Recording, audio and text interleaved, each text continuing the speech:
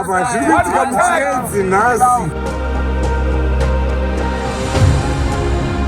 sunrise illuminating my skin as I was witnessing the beautiful landscapes. The waters feeling so calm, so is the atmosphere. But the only problem, Mukomana oil. I'm Hasta, the professional YouTuber. Ndakabva kuHarare nebhazi ndichiuya kuChiredzi, which is over 430 kilometers. Ende kuno ndiri kuplace inonzi Mukwasini. And I traveled for a silly reason, which is to see if I can survive ndiri pakati pesango renzimbe. Yes, trying not to die at the middle of a sugarcane forest.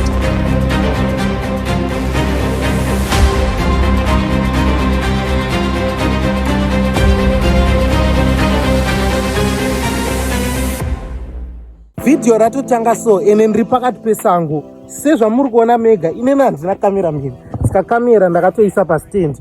But this is a dream come true for most of you panyaya yekuti kwanzi hede ndirini Hasta ndiri pakati pesango renzimbe because nzimbe anodya dzaada dzedzakawanda panapa. But zvinhu zvamusingazivi ndezvekuti this is a dangerous place. Kunoku kunofamba mhuka dzinotyisa dzakawanda dzinoruma vanhu, dzinogona kutyora makumbo. For example, se apa pamuri kuona pane mvura apa panogona kutobuda vana kasongo. Zvima footsteps zvamukuona umu memuchitambira nguruve dziya dzemusango, vana kasongo, mawarthogs aya muri kuona pascreen aya. Ende mawarthog kana ane vana inoni season yekuti nzimbe dzakawanda kudai mawarthog anenge ane vana. Saka kana ane vana munhu waangoona achifamba muno munzimbe anomutyora makumbo. Ndezvamusiri kuziva. Ende futi pakati penzimbe panowanikwa nyoka hombe dzakawanda. Saka panapa patori dangerous. Saka musangorione video rinoone kunge rechihwai zvokuti. Ende futi muri kuona muti idzi dziri panapa pakati pesango futi dzemafruits. Dai yanga iri nguva yemamingo dai takutodya mamingo panapa. But good thing ndeyekuti inguva yemapopo. Mapopo muri kutomaona mumuti umu. Saka zvatichaita panapa regai timbodya mapopo epakati pesango renzimbe timbonzwa kuti anonaka here. Let me do a food review.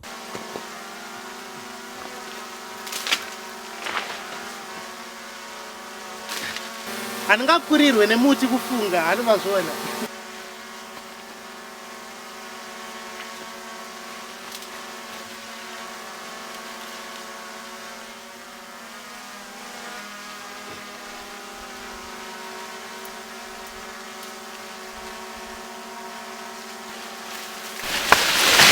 Ay, shit!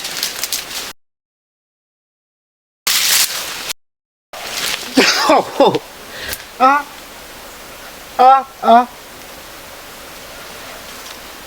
Lambe. Guys, I'm not doing that mupopo wakadhakwa.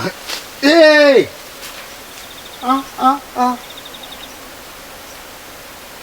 You want to feel? Aiwa mana. Chero vanhu vakuona video rinono woti Hasta akavhunikira musana bopo. Kuvhunikira bopo haangarigare shamwari kana usingadi udyiwa rega because saka pa zvatakuita apa takuzunza muti wacho kozi ndo zvekudiwa kuti zunze. Mukuona bhutsi dzangu dzatosara ndane masocks. Yes.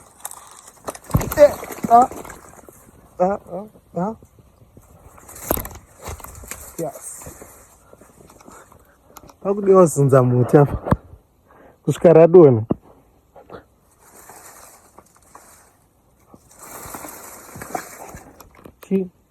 Haira rina kuibva radona.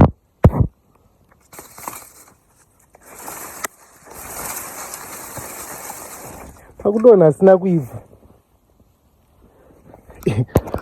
Pakashata. Amana ndakuona kunge I'm a bad person. I'm doing bad to nature. Ndikukanganisa nature mahamana guys. Apa ndakuchienda kugena apa. Hona damage yandaita. Yes. Muti wadona. Kamera iri uko iri kushuta. Si muti wadona.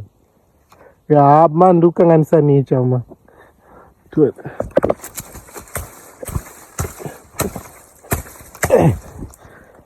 Haisi kudona. Yeah.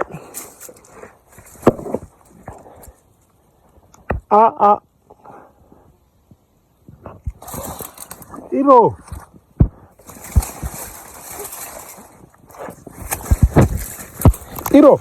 Yeah. Adonra mvura. Mavhidhiyo rinonyadzisa. Ronyadzisa publishers. Hasta iva nezhara. Kwete aiva nenzara, aiva nezhara. Akadonhera bopo, akaita seachavhunika musana. Tore. Yeah. Hey. Tawina. Yeah. Kana kuchinzi munhu akadya cheziya, ndozvavanenge vachitaura. Tore. Yes, aya. Kwarine poison like. Hairi kufitra. Guys, uri kuona video rinoni pa YouTube. Rakazara modzi. Pana izvizero kuti mapopo emusango akazara modzi. Onai.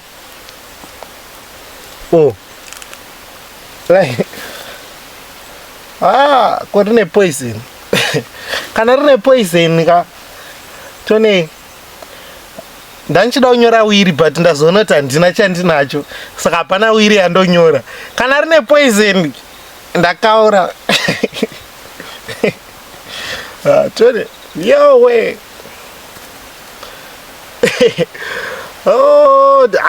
Tunaunzwa guys turonake. Rona chinaka. Yo. Ronyanyosvedza rimusangwe. Tioti.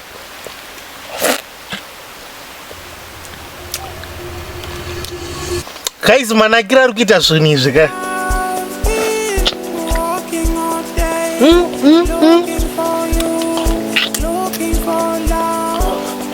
You might be wondering ndiani akadzvara mupopo pakati pesango.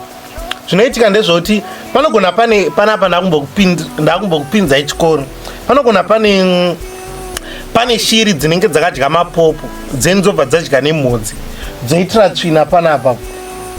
Ndozvinoita kuti muti idzi dzikure. Kana kuti munhu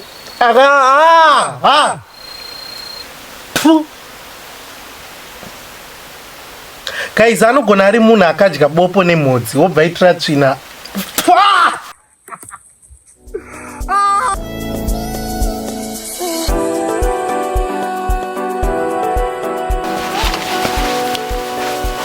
Zimbe.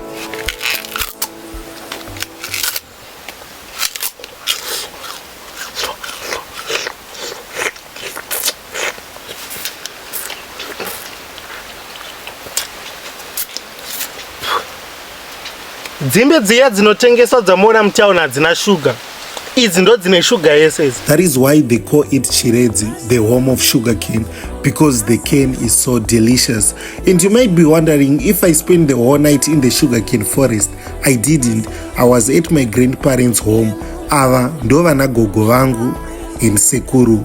Everyone who is subscribed, you are fortunate enough kuti ndakumbokuratidzai around.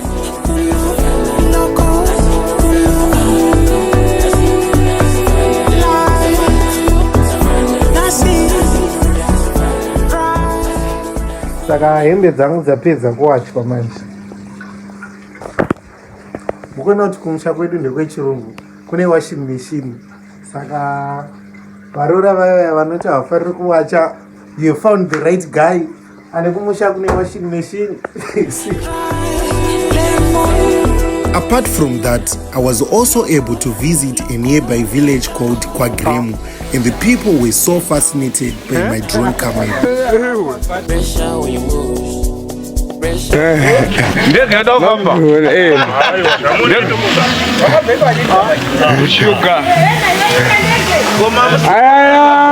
Andi mafanzi ka.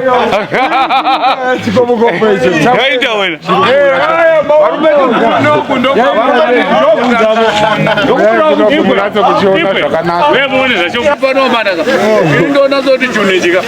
Kondikagara pandindere. Ndoda kuti chidume manje. Ndoda kuchigara ndinde ma.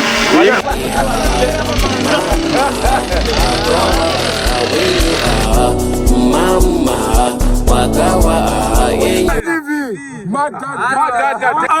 Hasta Shots. I met a lot of jovial people and I was so impressed by how everyone was welcoming me. To anyone watching this video who was impressed by me and you want me to be your videographer or a photographer, here's my WhatsApp number because I also shoot birthdays, lobola, musical videos and weddings.